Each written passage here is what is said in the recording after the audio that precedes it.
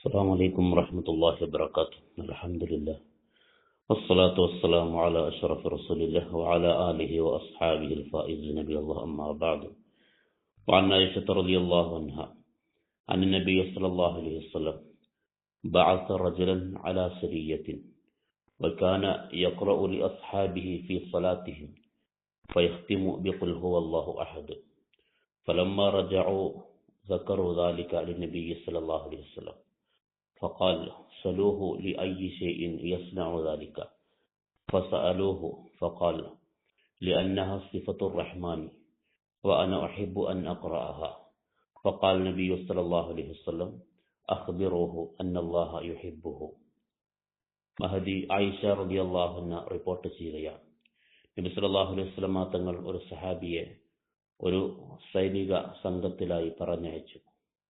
അദ്ദേഹം അവർക്ക് ഇമാമായി നിസ്കരിക്കുമ്പോൾ ആ നിസ്കാരത്തിൽ ഓരോ സൂറത്തുകളുടെ അവസാനവും സൂറത്തുൽ ഇഖ്ലാസ് ഖുൽ ഹുവല്ലാഹ് കൊണ്ട് അവസാനിപ്പിക്കും. ഈ വിഷയം അവർ നബി സല്ലല്ലാഹു അലൈഹി വസല്ലം തങ്ങളോട് പറഞ്ഞു. സഹാബത്ത് പരാതി പറഞ്ഞു.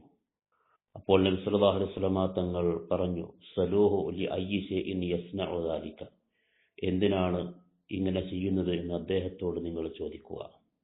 ഫസഅലൂഹു, അപ്പോൾ അദ്ദേഹത്തോട് ചോദിച്ചു, നിങ്ങൾ എന്താണ് നിസ്കാരത്തിൽ എല്ലാ സൂറത്തുകൾക്ക് ശേഷവും ഖുൽ ഹുവല്ലാഹു കൊണ്ട് അവസാനിപ്പിക്കുന്നത് എന്ന്.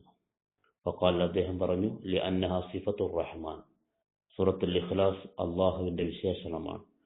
വഅന ഉഹിബ്ബു അൻ അഖ്റഅഹ, ആ സൂറത്ത് ഓതാൻ ഞാൻ പെരുത്ത് ഇഷ്ടപ്പെടുന്നു.